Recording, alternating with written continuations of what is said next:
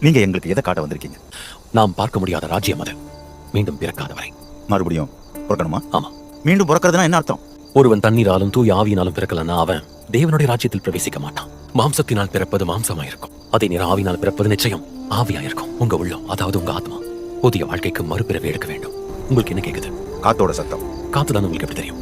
ஏன்னா என்னால அது உணர முடியுது. அது எங்க இருந்து வருதுன்னு தெரியுமா? தெரியாது. எங்க போகுதுன்னு தெரியுமா? தெரியாது. ஆவியில மீண்டும் பிறக்கிறதும் கூட அதே மாதிரிதான். ஆவியானவர் அதிசயத்தக்க வகையில உங்களுக்குள்ள செயல்படலாம்.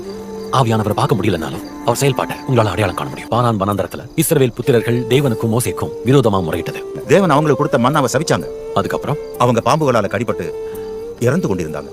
தேவன் அவங்க குணமடைய ஒரு வழியை ஏற்படுத்தினார். ஜனங்க அதை நோக்கி பார்க்கணுங்கிறதுக்காக பாலைவனத்துல மோசே வெண்கல சர்ப்பத கம்பத்தின் மேல தூக்கி வச்சார். அந்த மாதிரி மனுஷகுமாரனும் உயர்த்தப்படுவார். தேவன் தம்முடைய ஒரே பேரான குமாரன் விசுவாசிக்கிறவனவனும் அவன் கெட்டு போகாம நித்திய ஜீவன் அடையும்படிக்கு அவரை தந்தருடைய இவ்வளவாய் உலகத்தில் அன்பு கூர்ந்தார்.